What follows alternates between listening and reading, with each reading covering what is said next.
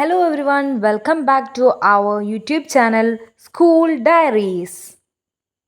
ഇന്ന് നമ്മൾ 3ാം ക്ലാസ്സിൻ്റെ EVS ചോദ്യപേപ്പറാണ് ഡിസ്കസ് ചെയ്യുന്നത്. അപ്പം നമുക്ക് നേരെ ആക്ടിവിറ്റിയിലേക്ക് പോവാം. ഒന്നാമത്തെ ആക്ടിവിറ്റി ബട്ടർഫ്ലൈസ്. അതിൽ A question, butterflies are different in there colours and designs. Here is an outline of a butterfly, colour it. അപ്പോൾ ഇവിടെ ഒരു ബട്ടർഫ്ലൈൻ്റെ പിക്ചർ കൊടുത്തിട്ടുണ്ട്. നമ്മൾ എന്ത് ചെയ്യേണ്ടത്, അതിനെ കളർ ചെയ്യാണ് വേണ്ടത്. എന്ന് നമുക്ക് അതിൻ്റെ ബി ക്വസ്റ്റ്യനിലേക്ക് പോവാം. The butterflies in our locality have different names. Write the name of a butterfly you have seen. അപ്പം നമ്മൾ പഠിച്ചിട്ടുണ്ട് ബട്ടർഫ്ലൈസ്, ഡിഫറെൻറ്റ് ടൈപ്സ് ഓഫ് ബട്ടർഫ്ലൈസിനെ പഠിച്ചിട്ടുണ്ട്. അതിൽ ഏതെങ്കിലും ഒരു ബട്ടർഫ്ലൈയുടെ പേര് എഴുതുവാണ് വേണ്ടത്. അപ്പം ഞാനിവിടെ എഴുതിയിട്ടുള്ളത് സദേൺ ബേർഡ് വിങ്. അടുത്തത് അതിലെ തന്നെ C question, haven't you observed the life cycle of a butterfly, fill up the blanks. അപ്പോൾ അവിടെ ബട്ടർഫ്ലൈയുടെ ലൈഫ് സൈക്കിൾ കൊടുത്തിട്ടുണ്ട്. അപ്പം അതിൽ ഒരു ഭാഗം മാത്രം വിട്ടിട്ടുണ്ട്, അത് കംപ്ലീറ്റ് ചെയ്യാണ് വേണ്ടത്. അപ്പോൾ എഗ്, ലാർവ, അടുത്തത് ഏതാ പ്യൂപ്പ, ദെൻ ബട്ടർഫ്ലൈ.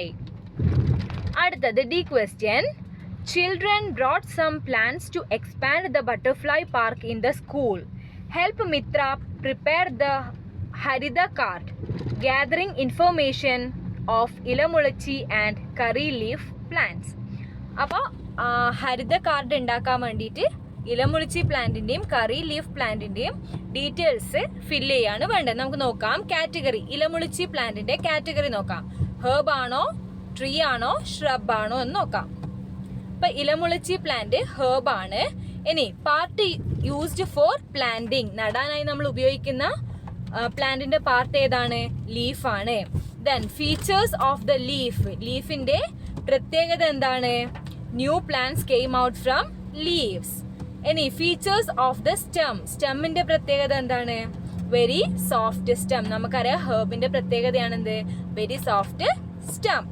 അടുത്തത് curry leaf plant. Curry leaf plant category ഏതാ, ഷ്രബ് ആണ്. ഇനി part used for planting, root ആണ്. Feature of the leaf, have smell. Feature of the stem, hard stem. അപ്പൊ ഇത്രയാണ് ഒന്നാമത്തെ activity. Second activity, moose moves. Draw line and connect the creatures with their way of movement. അപ്പോൾ ഇവിടെ ക്രീച്ചേഴ്സിൻ്റെ പേര് തന്നിട്ടുണ്ട്. ഇപ്പുറത്തെ സൈഡിൽ അതിൻ്റെ വേ ഓഫ് മൂവ്മെൻറ്റ്, സഞ്ചാര രീതിയും തന്നിട്ടുണ്ട്. അത് കണക്ട് ചെയ്യുകയാണ് വേണ്ടത്. അപ്പോൾ നമുക്ക് നോക്കാം. ഒന്നാമത്തത് സ്നേക്ക്. സ്നേക്കിൻ്റെ മൂവ്മെൻറ്റ് ഏതാ, crawl. Then fish, swim. Man, walk. Crow, fly. അപ്പോൾ ഇതാണ് എ ക്വസ്റ്റ്യൻ്റെ ആൻസർ. ഇനി B question, observe the picture below, write the body feature of the duck and child based on their movement. അപ്പോൾ അവിടെ ഡക്കിൻ്റെയും ഒരു പെൺകുട്ടിയുടെയും ചിത്രം തന്നിട്ടുണ്ട്. അപ്പോൾ അവരുടെ മൂവ്മെൻറ്റിന് ഹെൽപ്പ് ചെയ്യുന്ന ബോഡി ഫീച്ചർ ഏതാണെന്ന് എഴുതാണ് വേണ്ടത്. നമുക്ക് ഡക്കിൻ്റെ നോക്കാം. It has 2 legs and wings. അതിന് 2 കാലുകളും ചിറകും ഉണ്ട്. Then girl has 2 legs that can bend. മടക്കാൻ പറ്റുന്ന 2 കാലുകളാണുള്ളത്. Then C question, observe the creatures given below, identify and circle the odd one based on their movement. അപ്പം തന്നതിൽ ആൻഡ് ഉണ്ട്, കൗ ഉണ്ട്, എലിഫന്റ് ഉണ്ട്, ക്രൊക്കഡൈൽ ഉണ്ട്. ഇതിൽ കൂട്ടത്തിൽ പെടാത്തത്, അപ്പം അതിൻ്റെ സഞ്ചാര രീതി അടിസ്ഥാനമാക്കിയിട്ട് കൂട്ടത്തിൽ പെടാത്തത് ഏതാണെന്നാണ് എഴുതേണ്ടത്. അപ്പം ഏതാണ്, ക്രൊക്കഡൈലാണ്. Then activity 3, protection of plant. Observe the picture. അവിടെ ഒരു പിക്ചർ കൊടുത്തിട്ടുണ്ട്. Then A question, what are the benefits of plants for other living beings. പ്ലാന്റ്സിനെ കൊണ്ടുള്ള മറ്റ് ജീവികൾക്കുള്ള ഉപയോഗങ്ങൾ എന്തൊക്കെയാണ്, 2 എണ്ണം ആണ് എഴുതേണ്ടത്. Provide food, then provide shelter. B question, Reena and her friends are expanding the biodiversity park. For this they prepared a list of plants in the park. അപ്പോൾ അവർ തയ്യാറാക്കിയ ലിസ്റ്റ് അവിടെ കൊടുത്തിട്ടുണ്ട്. അതിൻ്റെ അടിസ്ഥാനത്തിൽ നമ്മൾ ആ ടേബിള് കംപ്ലീറ്റ് ചെയ്യാണ് വേണ്ടത്. നോക്കാം. ഹെർബ്സിൽ വരുന്നത് ഏതൊക്കെയാ, മുക്കുറ്റി, തുമ്പ, പ്ലാന്റെയിൻ. ഇനി അടുത്തത് ഏതാ, ഷ്രബാണ്. അതിൽ വരുന്നതോ റോസ്, തുളസി. അടുത്തത് ട്രീ ആണ്. ഏതാ? Mango tree, jack fruit tree. അടുത്തത് 4ാമത്തെ activity, let's plant and grow.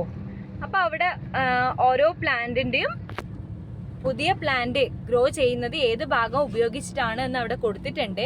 അതിൻ്റെ അടിസ്ഥാനത്തിൽ എന്താ എഴുതേണ്ടത്? New plants are produced from various part of plants. Analyse the table and write your findings. അപ്പോൾ ആ ടേബിൾ നോക്കിയിട്ട് നിങ്ങൾക്ക് അതിൽ നിന്ന് മനസ്സിലായ കാര്യം എഴുതാണ് വേണ്ടത്. നോക്കാം. Mango tree and pea plant germinate from seed. Rose, nishagandhi, nilappana and hibiscus sprout from stem. Nilappana unroot from leaf. Kadaplavu sprout from root. അപ്പോൾ ഇതാണ് നമുക്ക് ആ പട്ടികയിൽ നിന്ന് എഴുതാൻ പറ്റിയ കാര്യങ്ങൾ. ഇനി B question, which of the following shows the stage of the growth of a pea plant. Put a tick mark against the right one. അപ്പോൾ ആ കൊടുത്ത ചിത്രത്തിൽ ഏതാണ് കറക്റ്റ് സ്റ്റേജ് കാണിക്കുന്നത് എന്നുള്ളതാണ് ചോദ്യം. അപ്പോൾ അതിലേതാണ്? 2ാമത്തേതാണ്. കാരണം നമുക്കറിയാം, നമ്മൾ പഠിച്ചിട്ടുണ്ട്, ഒരു സീഡിൽ നിന്ന് ആദ്യം വരുന്നത് ഏതാ? റൂട്ടാണ്. അപ്പോൾ ആദ്യം വരുന്ന ആ മുള താഴേക്കാണ് പോകുന്നത് എന്ന് നമ്മൾ പഠിച്ചിട്ടുണ്ട്. Then activity 5, festival of forest. A question, food fest is going on in the forest. Mithu Mangi prepared a list of food items eaten by different creatures. Look at the table. അപ്പോൾ ഓരോ ക്രീച്ചേഴ്സും കഴിച്ചിട്ടുള്ള സാധനങ്ങൾ അവിടെ കൊടുത്തിട്ടുണ്ട്. അപ്പോൾ അതിൻ്റെ അടിസ്ഥാനത്തിൽ എന്ത് ചെയ്യണം? ഈ തന്ന ആനിമൽസിനെ ഹെർബിവോറസ്, കാർണിവോറസ്, ഒംനിവോറസ് എന്നിങ്ങനെ തരംതിരിക്കുകയാണ് വേണ്ടത്. അപ്പോൾ നമുക്ക് നോക്കാം. ഹെർബിവോറസിൽ വരുന്ന ഏതൊക്കെയാ? Elephant, deer. കാർണിവോറസോ? Tiger, eagle. Omnivorous, crow, bear.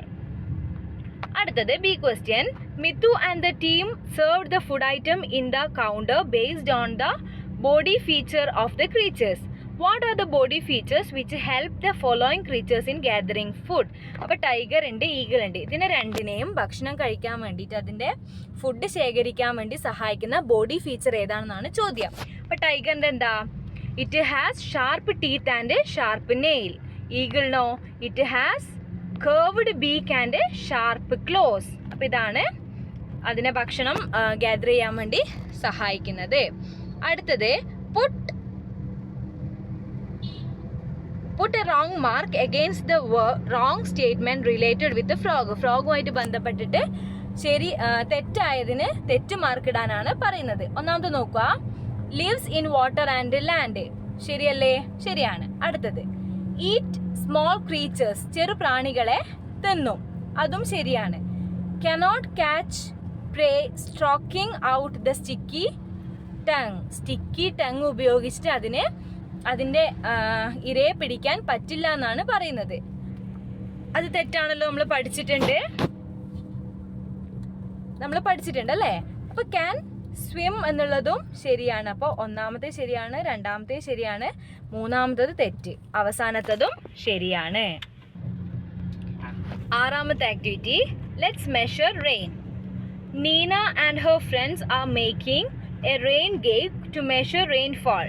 Which materials are to be selected from these given below to make a rain gauge. അപ്പോൾ റെയിൻ കേക്ക് ഉണ്ടാക്കാൻ വേണ്ടി ഇത് താഴെ കാണുന്ന ഏതൊക്കെ സാധനങ്ങൾ നമ്മൾ യൂസ് ചെയ്യണം എന്നാണ് ചോദിക്കുന്നത്. അപ്പോൾ അതിൻ്റെ പേര് എഴുതാണ് വേണ്ടത്. ഏതൊക്കെയാണ് വേണ്ടത്? ഫണൽ വേണം, സ്കെയിൽ വേണം, അതുപോലെ തന്നെ ഒരു ബോട്ടിലും വേണം.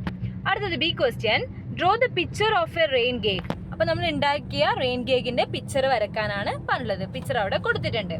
Then C question, where can we fix the rain gauge to measure rainfall? Put tick mark against the right answer. Under the tree. മരത്തിൻ്റെ താഴെയാണോ വെക്കേണ്ടത്? in an open place. തുറന്ന സ്ഥലത്താണോ വെക്കേണ്ടത്? on a place where water fall from roof.